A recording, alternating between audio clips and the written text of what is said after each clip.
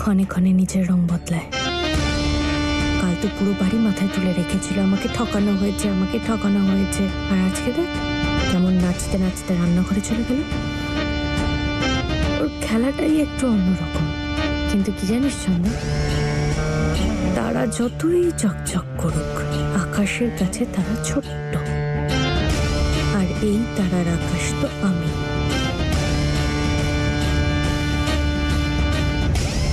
ছন্দ, আরে আরে আরে স্মল গিন্নিমা, ও তো খুবই ছোট্ট একটা তারা। আর ওকে হজম করার জন্য আপনাকে Johnny Johnny open your mouth করতে হবে না।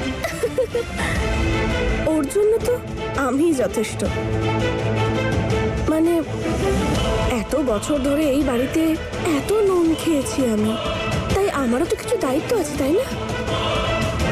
তাই আপনি না এই তারাকে শুধু আকাশ থেকে খসে পড়তে দেখুন, বাকি সবটা আমাকেই সামলাতে দিন। আপনি শুধু এই ড্রামাটাকে বসে বসে এনজয়িং করুন। হ্যাঁ,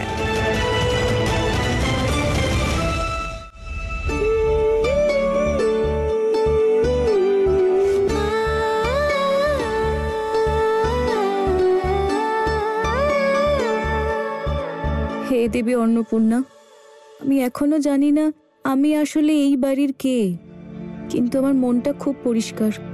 আমি আমার ধর্ম, আমার কর্ম সম্পূর্ণ নিষ্ঠার সঙ্গে পালন করতে চাই।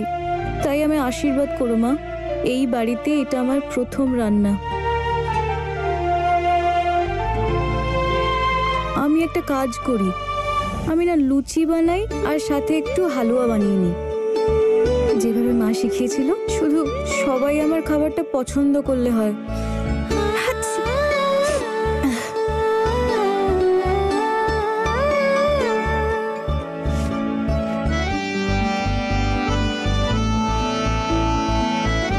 সবাইকে জল খাবারটা দিয়ে মায়ের বলা ওই ওষুধটাও খেয়ে নিতে হবে, সর্দিটা কেটে যাবে। বারে বা বৌদি, কি ব্যাপার? আজ তো স্মল বৌমা তার শ্বশুর বাড়িতে প্রথম রান্না করতে যাচ্ছে, আর আমার তো মনে হয় যে আজ জল খাবারে একটা আলাদাই ব্যাপার হবে, তাই না?